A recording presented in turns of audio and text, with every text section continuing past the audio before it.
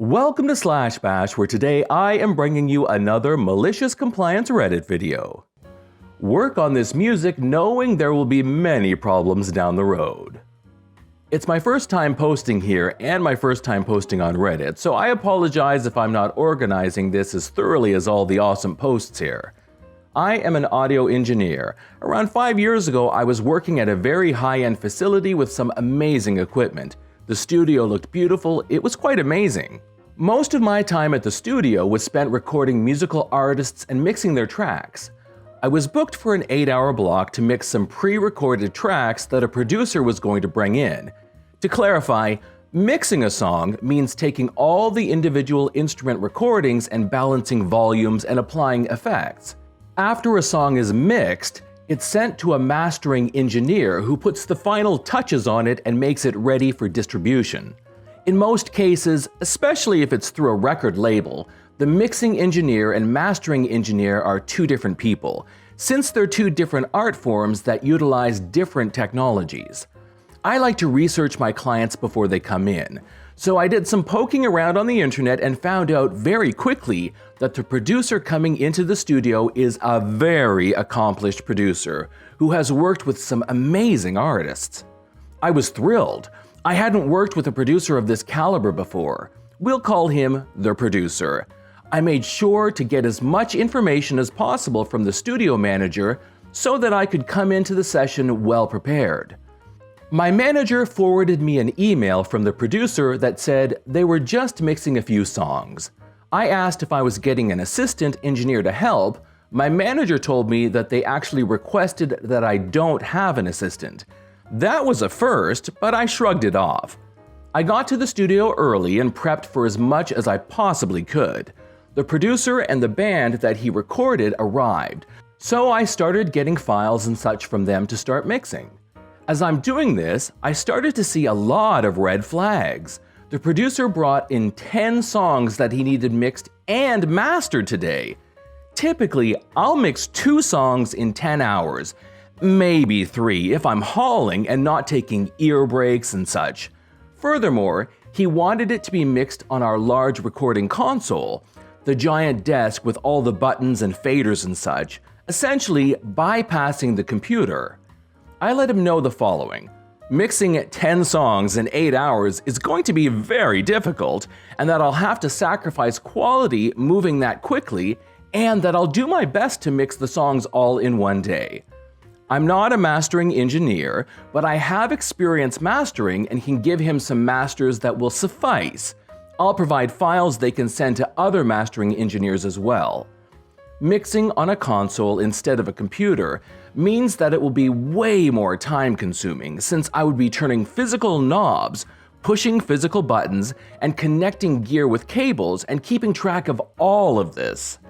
It also means that if they want any edits or changes after today, they'll need to book the studio for at least 2 to 3 additional hours so that I can set everything up again exactly how it was. I figured that since the producer had worked with such amazing artists before, all of this would make sense to him. I got the impression that he either didn't care or more likely didn't realize. He was very nice, but quite dismissive and essentially told me to mix it on the console. To add to my stress, I started finding all sorts of mistakes and issues in the recording that would take more time to address. Despite this, we worked really well together. I felt I gave him more than enough information about my concerns, so I complied with his requests, knowing full well that we were going to face a plethora of problems down the road. I got to work as fast as I could. The producer was quite eccentric, but we got along nicely, and he was thrilled with some of the tricks I was pulling out of my hat to address all these issues.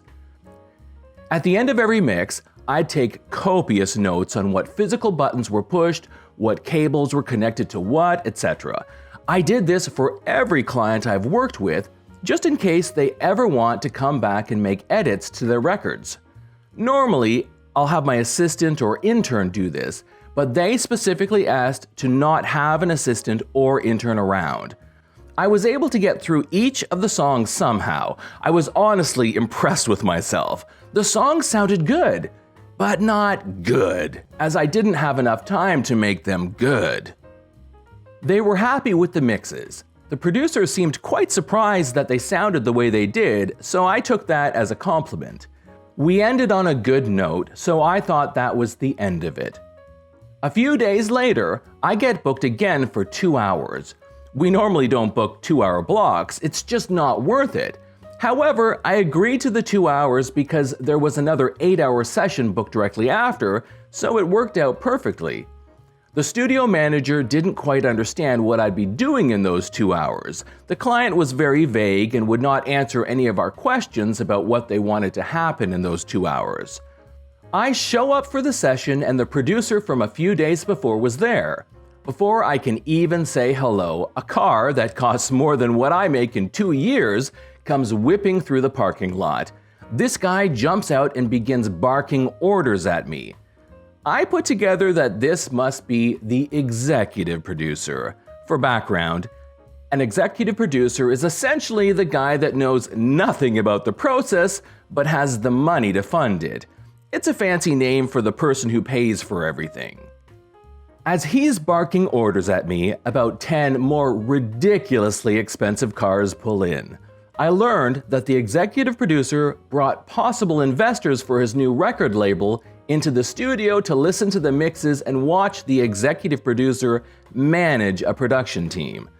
After the executive producer greeted all his investors, he instructed everyone to go into the studio.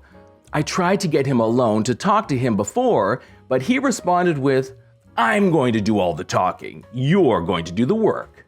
He clearly wanted everybody to see how good he was at managing a production and such.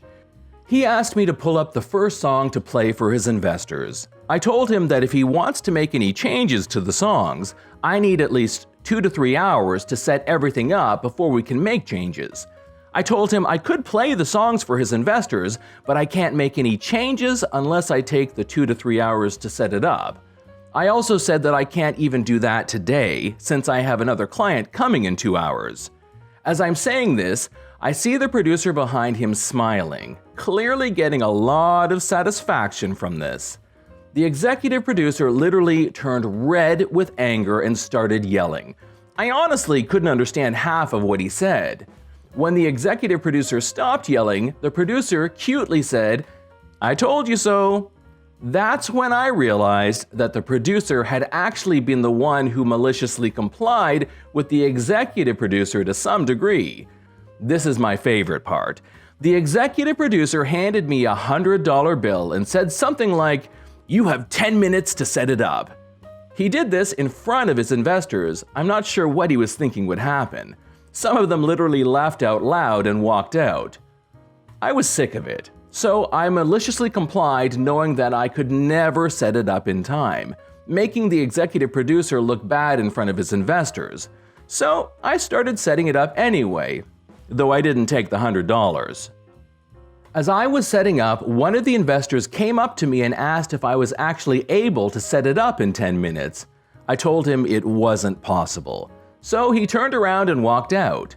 About 10 minutes later, they all left because I didn't have everything set up yet. Later that week, the producer came back to work with me some more. We had a great working relationship from that point on.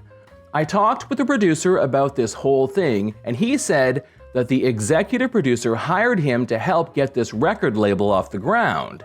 The executive producer apparently didn't listen to anything the producer advised him on and treated him very poorly. So the producer decided to just comply with whatever executive producer wanted, knowing full well it wouldn't work out. He got sick of the executive producer's antics and just wanted out.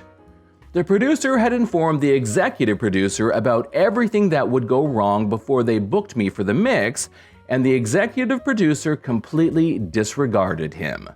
The producer told me that the executive producer didn't want an intern or an assistant at the studio for the mix because he only wanted high-end music production people there. If assistant is in their title, they don't deserve to be there. It turns out that all the investors pulled out and the band started to sue the executive producer for copyright infringement. That's a separate issue that I have no info on. Wow, I am blown away by all the comments. Thank you all for reading. Thank you all for your encouraging words as well. This is John from Slash Bash. Thanks for watching. Surprise, surprise, this is the time to subscribe. I'd love for you to drop a like, share it with your friends, and I'll see you in the next one.